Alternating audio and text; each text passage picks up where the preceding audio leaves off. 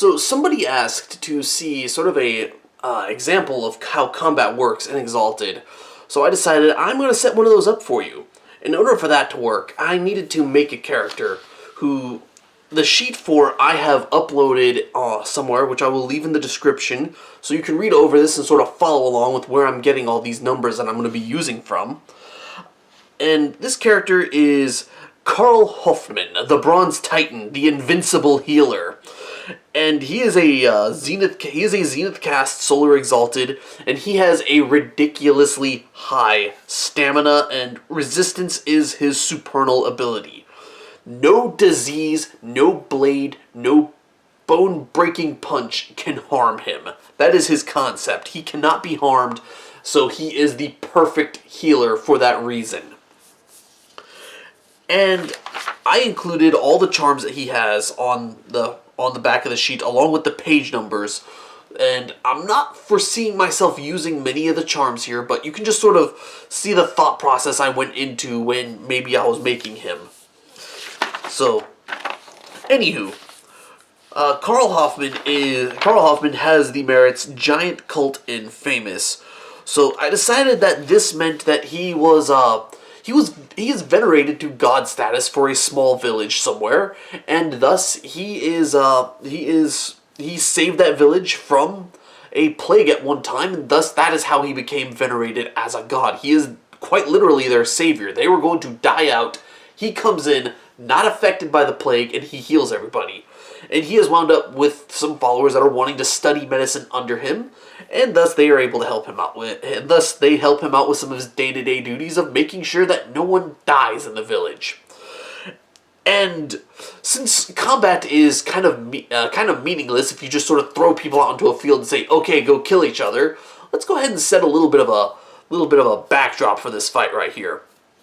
We've got Karl, who hasn't heard from one of the villagers in quite some time, so he decides to go investigate said villager's house. Only discover that our villager has turned into a zombie. So the fight that we have here is going to be Karl versus some zombie that was at one point in time a villager. And I also decided that since you can't really see the character sheet for Karl very well on this character sheet right here, I've decided that I'm just going to use their health tracks right here on this little sheet of paper that I drew them on. And the stat block for the zombie, if you want to follow along with that, is on page 503 in the core rulebook. So we're not really going to use anything too special here. So this is actually kind of a lopsided fight. Even though based on their health it actually looks pretty even, Karl actually has some special abilities that he can use against the zombie that are much more effective than what the zombie has against him. So, one of the abilities that the zombies have is at the start of a combat for somebody who has not encountered or fought against the zombie before, which we will say Karl is like that. The putrid stench is a bit too much for them to bear, and thus they have to make a stamina and resistance roll at difficulty 2, so you need at least 2 successes to get over this. And Karl has 5 stamina and 5 resistance, so it is actually incredibly likely that this will not phase Karl. Let's go ahead and roll for that, and oh my, he just barely got it. So Karl is unaffected by the horrible stench of the zombie.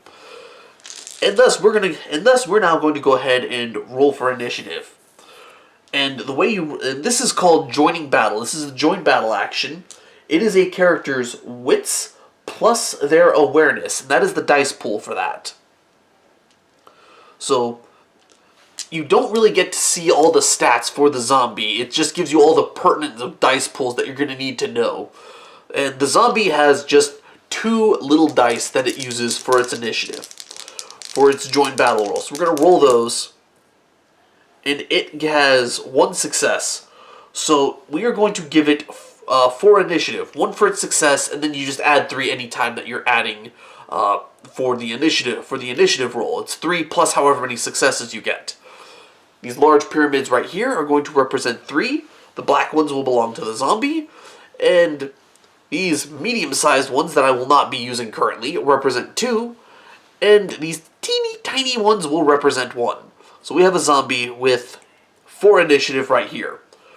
Karl's initiative, on the other hand, initiative roll on the other hand, is going to be based off of his wits of 4 and his awareness of 2. So we shake the dice up, roll them, and we're going to count up how many successes that he was able to get. It looks like he got absolutely none, so he is just going to have a single large golden pyramid for 3 initiative. This means that the zombie is going to be going first. So the dice pool for the zombie's clawing attack, or not clawing, biting attack, is 5 dice. So the zombie was able. So Karl was surprised by this zombie. The zombie lurches up to him. He's going to try to gnaw at him. And we're going to make this a withering attack. Now the first step for any attack is always the same. You determine if it's going to hit. And the zombie, to determine if it hits, rolls 5 dice. It needs to meet or beat Karl's defense, which is currently 3.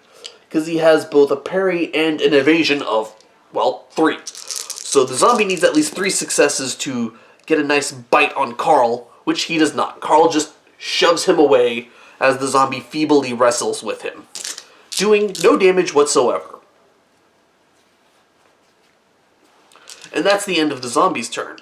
So now it goes to Karl's turn, since he has the next highest initiative, the only other initiative.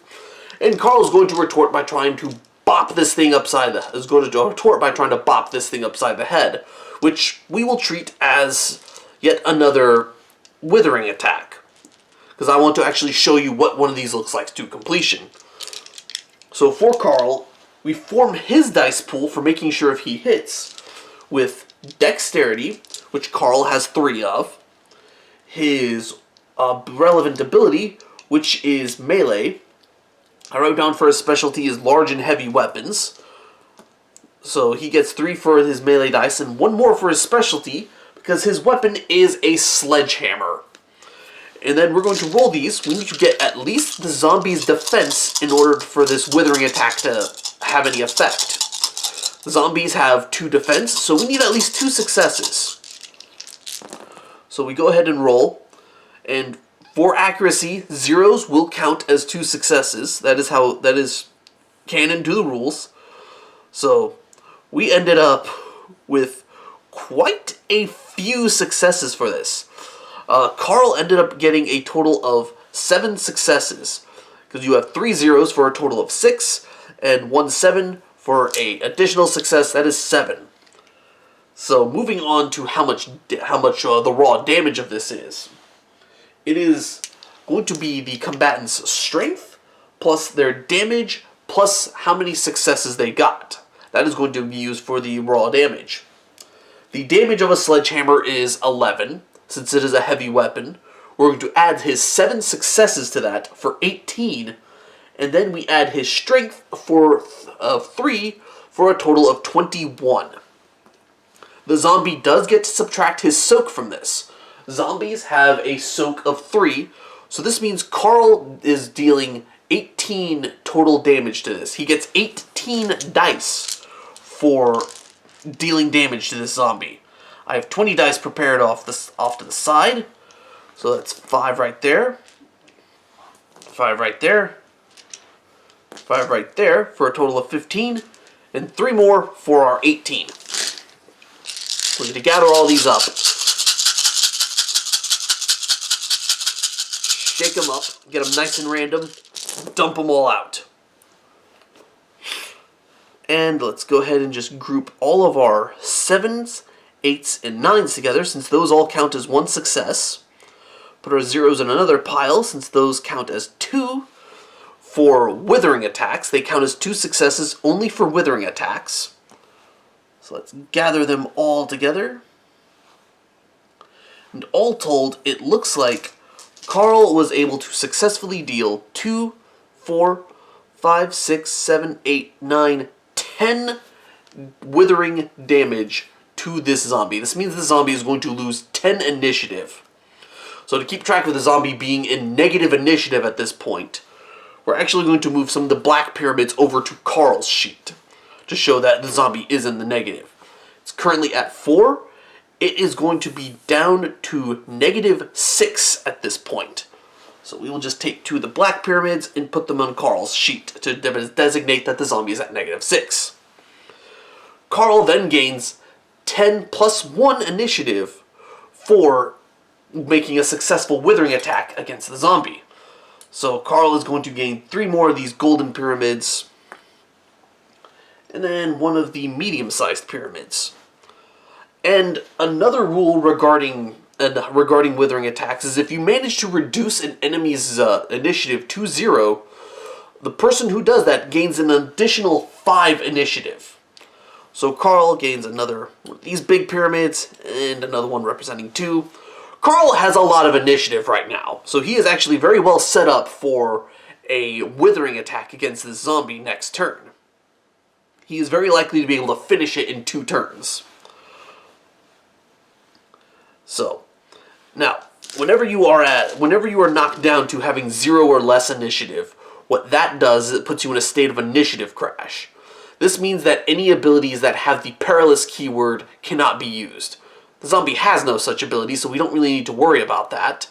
And the other thing it does is it means you cannot make decisive attacks either. So Karl is very well safe from getting wounded by this zombie because of his ridiculously high initiative compared to the zombie's negative initiative at this point.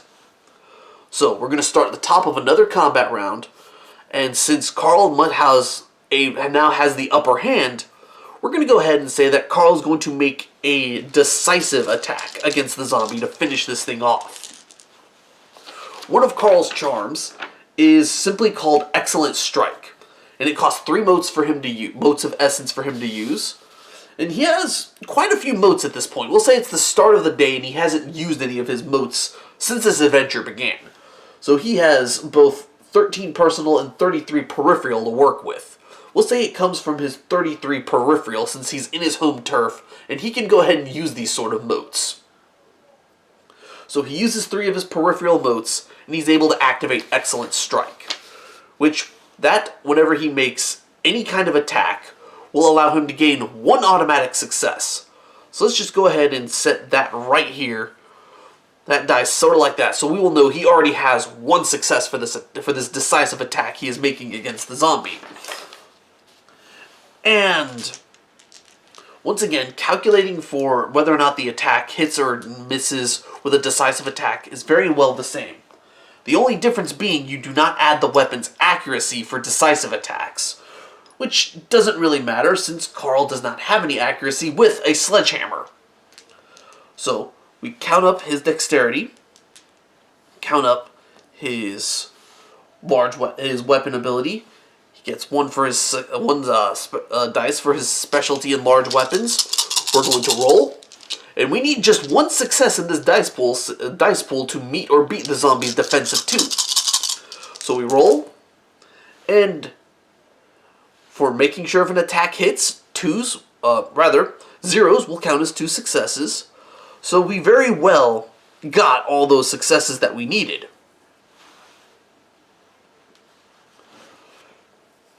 Now, getting overkill on accuracy doesn't necessarily help you with decisive attacks, since how accurate the attack hits does not affect your dice pool for rolling. You instead roll 1 die for each point of initiative you have when you make a decisive attack. So, Karl definitely hit, since I'm fairly certain 6 is much higher than 2, so he was able to connect with that. What we're going to do now is we're going to give him 3 dice for each of these large pyramids he has.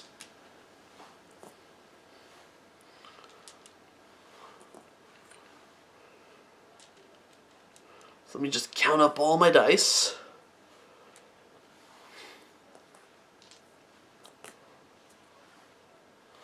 Then we give him 4 for these 2 littler ones.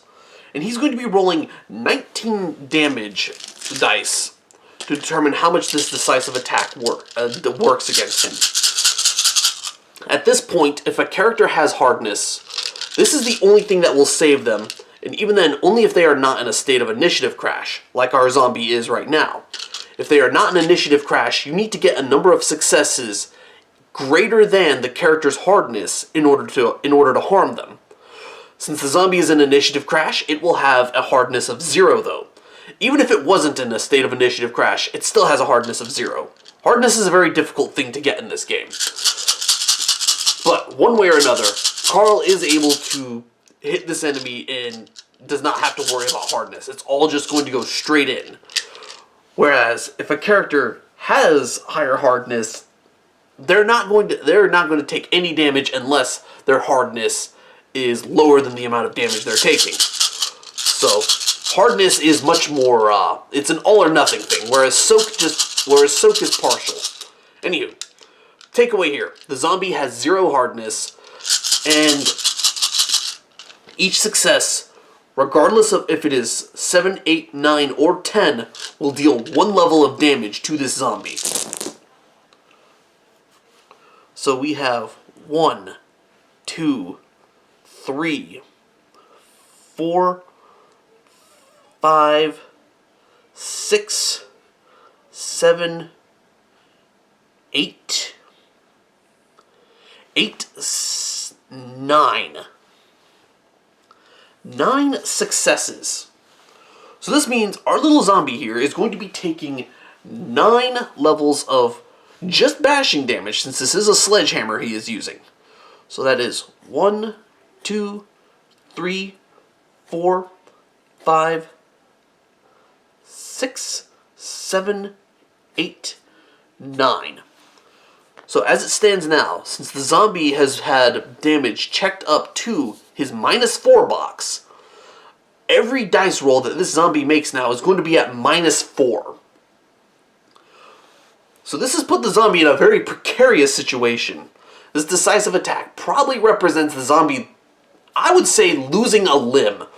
Karl shoves the zombie away, bats him over with the sledgehammer in one stroke, and then brings it down overhead and crushes his shoulder clean off of his torso, making it lose one of its limbs. And after this, Karl is going to be reset back to base initiative of 3.